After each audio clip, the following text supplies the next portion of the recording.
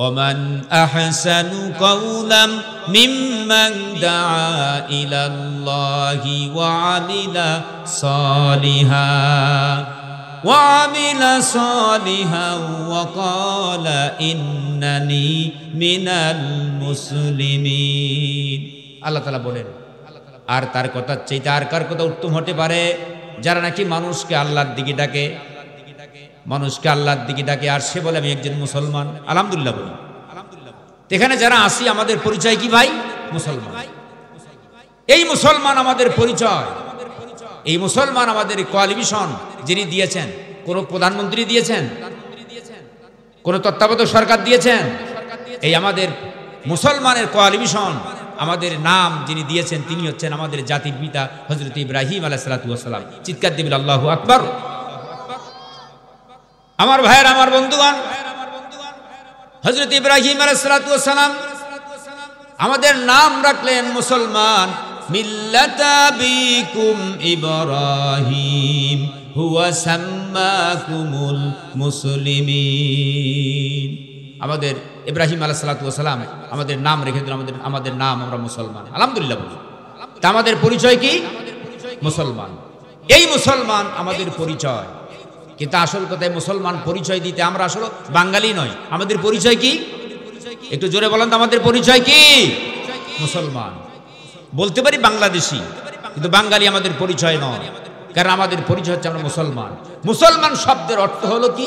আত্মসমর্পণকারী। আলহামদুলিল্লাহ। মুসলমান মানে তো আত্মসমর্পণকারী। আমার ভাইরা, আমার বন্ধুগণ, কারণ মুসলমান আত্মসমর্পণকারী, এই মুসলমান আমাদের নাম রেখে দিলেন। আর এই মুসলমান এই শব্দটা হচ্ছে আমাদের ইব্রাহিম আলাইহিস সালাতু ওয়াস সালাম আমাদের নাম। আর আমরা এই যেখানে আসি, মুসলমানদের মুসলিম জাহানের জাতির পিতার নাম কি? আমাদের মুসলমানদের জাতির পিতা কয়জন? জোরে বলেন কয়জন? কারণ জাতির পিতা হতে গেলে তার পরীক্ষার প্রয়োজন, ছাতা মাথা পরীক্ষা দিয়ে হয় না। কারণ জাতির পিতা দিতে হতে গেলে পরীক্ষার সম্মুখীন হওয়া লাগে। আল্লাহ পাক জাতির সারা মুসলিম জাহানের জাতির পিতা বানাবেন, আল্লাহ হযরত ইব্রাহিম আলাইহিস সালাতু ওয়াস সালামকে পরীক্ষা করেছেন। এমন পরীক্ষা করেছেন, জাতির পিতা ইব্রাহিম আলাইহিস সালাতু ওয়াস সালামকে আল্লাহ পরীক্ষা করে নিয়েছেন। কারণ আজকে আমাদের জাতির পিতা হচ্ছে ইব্রাহিম। আজকের কোঠা আন্দোলনের জন্য যুব ছাত্র সমাজ একসময় স্লোগান দিয়েছিলেন, জাতির পিতা ইব্রাহিম, শেখ মুজিবুর ঘোড়ার ডিম। কথা বলেন নাই? শুনছেন না স্লোগানটা? আসল কথা, আমাদের জাতির পিতা হচ্ছে ইব্রাহিম আলাইহিস সালাতু ওয়াস সালাম। আল্লাহ রাব্বুল আলামিন আমাদের জাতির পিতা দেখুন কারে বলে, জাতির পিতা কাকে বলে সেটা শুনুন। আর আত্মসমর্পণটা কিভাবে করতে হয় আল্লাহ পাক হযরত ইব্রাহিম আলাইহিস সালাতু ওয়াস সালামকে আল্লাহ রাব্বুল আলামিন বলেন, ওয়া ইদ ক্বালাল্লাহু রাব্বুহু ক্বালা আসলামতু লিরাব্বিল আলামিন। ওয়া ইদ ক্বালাল্লাহু রাব্বুহু ক্বালা আসলামতু লিরাব্বিল আলামিন। আল্লাহ পাক হযরত ইব্রাহিম আলাইহিস সালাতু ওয়াস সালামকে বলে, ইব্রাহিম তুমি সারেন্ডার হয়ে যাও। আর ইব্রাহিম আলাইহিস সালাতু ওয়াস সালাম কোনো প্রশ্ন করেন নাই, বললেন আসলামতু লিরাব্বিল আলামিন, আমি আপনার আইনের কাছে, আপনার হুকুমের কাছে সারেন্ডার হয়ে গেলাম, আত্মসমর্পণ করলাম। চিৎকার দিবেন আল্লাহু আকবার। এরে বলে আত্মসমর্পণ, এরে বলে আত্মসমর্পণ। কিভাবে আত্মসমর্পণ করা লাগে? আমার ভাইরা, আমার বন্ধুগণ, ইব্রাহিম আলাইহিস সালাতু ওয়াস সালামকে আল্লাহ পরীক্ষা করছেন। মুসলমান ভাইরা আমার, ইব্রাহিম আলাইহিস সালাতু ওয়াস সালামকে পরীক্ষা চলছে। এদিকে নমরুদ ইব্রাহিম আলাইহিস সালাতু ওয়াস সালাম, নমরুদ ইব্রাহিম আলাইহিস সালাতু ওয়াস সালামকে ষড়যন্ত্রের জালের ভিতরে আবদ্ধ করলেন। নমরুদ ইব্রাহিম আলাইহিস সালাতু ওয়াস সালামের জন্য আগুনের কুণ্ড তৈরি করলেন। আগুনের কুণ্ড তৈরি করলেন, নবী ইব্রাহিমকে ফেলে দেওয়া হবে। মুসলমান ভাইরা আমার, কিন্তু আমাদের জাতির পিতা ইব্রাহিম আলাইহিস সালাতু ওয়াস সালাম তো জিবরাইল আলাইহিস সালাতু ওয়াস সালামের কাছে কি বলেছেন? কাকুতি মিনতি করে বলেছেন যে আপনি আমারে সাহায্য করেন। বলছে নাকি? বলেন নাই। ইব্রাহিম আলাইহিস সালাতু ওয়াস সালাম কিন্তু জিবরাইল আলাইহিস সালাতু ওয়াস সালামের কাছে বলেন নাই যে আল্লাহর পয়গম্বর আল্লাহর ফেরেশতা জিবরাইল তুমি আমাকে সাহায্য করো। কাকুতি মিনতি করে কি বলেছেন? বলেন নাই। জিবরাইল আলাইহিস সালাতু ওয়াস সালাম হযরত ইব্রাহিম আলাইহিস সালাতু ওয়াস সালামকে ডেকে বললেন, আল্লাহর পয়গম্বর ইব্রাহিম, এই মুহূর্তে আপনার প্রতি জুলুম হচ্ছে, আপনি একটু মেহেরবানি করে, আমি আল্লাহর ফেরেশতা জিবরাইল, আপনি আমার কাছে সাহায্য চান, আপনি আমার কাছে সাহায্য চান। আল্লাহর পয়গম্বর হযরতে ইব্রাহিম আলাইহিস সালাতু ওয়াস সালাম বলল, ও জিবরাইল, আমাকে ডিস্টার্ব করিও না, আমার ঈমানি পরীক্ষা চলতেছে। সুবহানাল্লাহ। কি চলতেছে? ঈমানি পরীক্ষা চলতে, আমাকে পরীক্ষা দিতে দাও। ডিস্টার্ব করিও না। কারণ ইব্রাহিম আলাইহিস সালাম বলল, দেখো আমি তো এরকম তোমার কাছে কেন সাহায্য চাবো, কারণ তোমার কাছে কেন সাহায্য চাবো, আমি তো এরকম কোনো অন্ধ আল্লাহর ইবাদত করি না যে আমি ইব্রাহিম আগুনে জ্বলবো পূর্ব আর আমার আল্লাহ আমাকে দেখবে না। সুবহানাল্লাহ বলবেন না?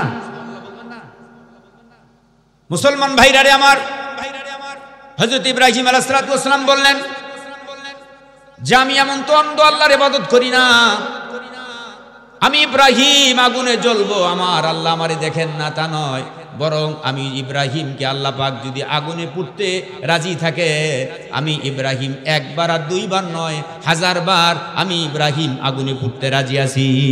সুবহানাল্লাহ। আমার ভাইয়ের, আমার বন্ধুগণ, ইব্রাহিম আলাইহিস সালামকে চরকে উঠানো হলো। চরকে উঠাইয়া ইব্রাহিম আলাইহিস সালামকে যখন আগুনে ফেলে দেওয়া হবে, সিটকে দরিসির ইব্রাহিম আলাইহিস সালাম আগুনে এখনো পড়েন নাই, আগুনে পড়েন নাই। সাথে সাথে আল্লাহ রাব্বুল আলামিন আগুনে ইব্রাহিম আলাইহিস দরিসির সিটকে আগুনে পড়ে যাবেন, এর আগে আল্লাহ পাক আগুনের প্রতি নোটিশ জারি করে দিলেন, ইয়ানা রুকুনি বারদাউ ওয়া সালামান আলা ইব্রাহিম, হে আগুন আমার ইব্রাহিমের জন্য শান্তিদায়ক হয়ে যাও। জোরে বলে আল্লাহু আকবার। হে আগুন আমার ইব্রাহিমের জন্য শান্তিদায়ক হয়ে যাও। এরকম গরম হয়েও না যাতে আমার ইব্রাহিম কষ্ট না পায়, এরকম ঠান্ডাও হয়েও না যাতে করে আমার পয়গম্বর ইব্রাহিমের সর্দি না লেগে যায়। চিৎকার দিবেন আল্লাহু আকবার। আমার ভাইয়ের, আমার বন্ধুগণ, নমরুদ ইব্রাহিম আলাইহিস সালামকে আগুনে ফেলে দিলেন। ইব্রাহিম আলাইহিস সালামের জন্য ওই নমরুদের ষড়যন্ত্রের আগুনের কুণ্ড আল্লাহ পাক ইব্রাহিমের জন্য ফুল বাগিচা করে দিলেন। নমরুদ তার রাজপ্রাসাদের উপরে উঠে বলতেছে, চিৎকার দিয়ে যেন বলতেছে, হে আগুন কি খবর, তোমার কি জ্বালানো শক্তি কমে গেল নাকি? আমার দুশমনকে পুড়তে পারছো না কেন? আমার দুশমনকে জ্বালাইতে পারছো না কেন?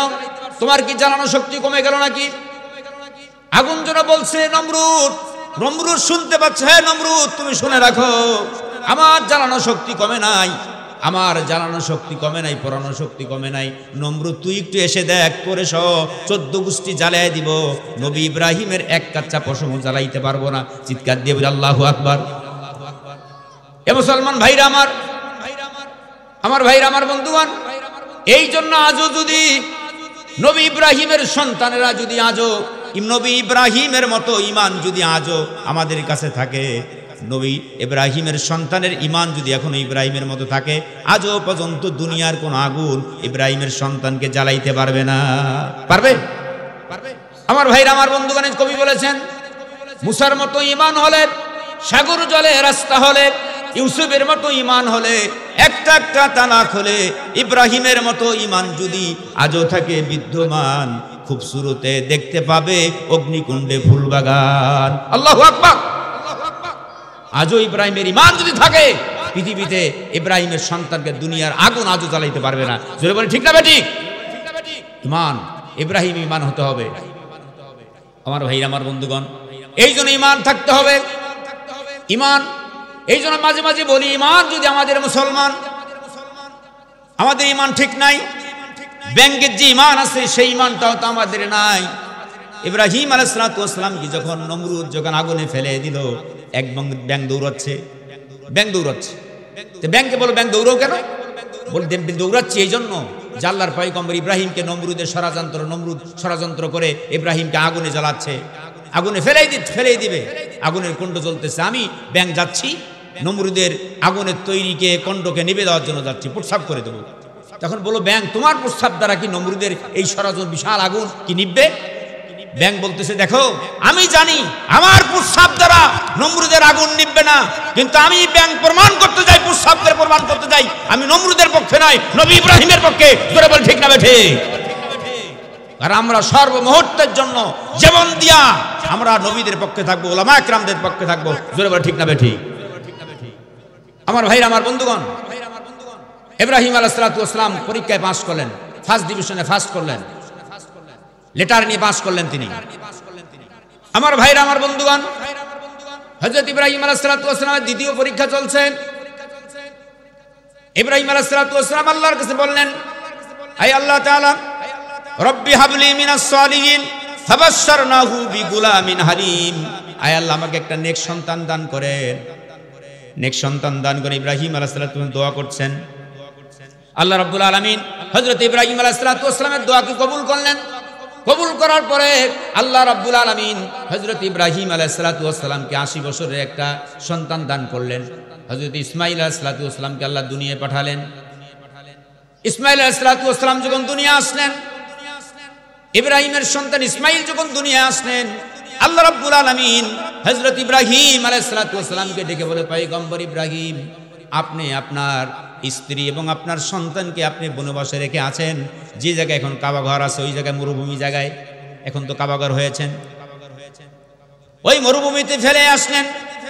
ইব্রাহিম আলাইহিস সালাম তার নিজের কলিজা 80 বছর পরে একটা সন্তান পাইলেন। ওই সন্তান এবং তার স্ত্রীকে হেঁটে হেঁটে অনেক লম্বা পথ হেঁটে হেঁটে পয়গম্বর ইব্রাহিম আলাইহিস সালাম হেঁটে হেঁটে পায়ে হেঁটে অনেক লম্বা পথ, একদিন 2 দিন এরকম 7 দিন পর্যন্ত অনেক লম্বা পথ হেঁটে যে পয়গম্বর ইব্রাহিম আলাইহিস সালাম তার নিজের স্ত্রী আর তার সন্তানকে বনবাসে রেখে আসলেন।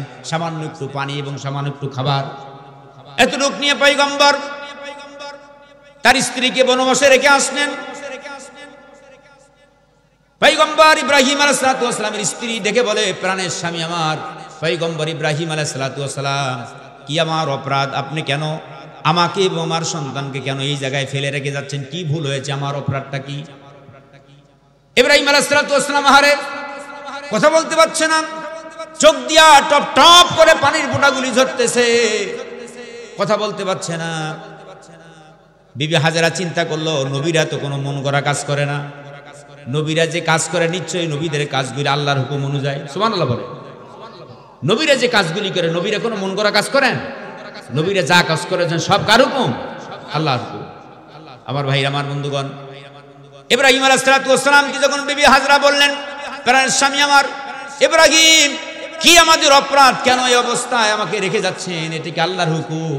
একবার, দুইবার, তিনবার যখন বললেন, ইব্রাহিম আলাইহিস সালাম কথা বলতে পারছে না। হাজরা ডেকে বললেন, ইব্রাহিম, নিশ্চয় কি আল্লাহর হুকুম? ইব্রাহিম আলাইহিস সালাম একটা আঙ্গুল আকাশের দিকে উঁচু করে বললেন, এটা নিশ্চয় আল্লাহর হুকুম। সুবহানাল্লাহ বলেন। নিশ্চয় আল্লাহর হুকুম। হাজরা বুঝতে পারলেন নিশ্চয় আল্লাহর হুকুম। হাজরা বললেন, ইব্রাহিম, আর চিন্তা করিও না, টেনশন করিও না, বাড়িতে চলে যাও।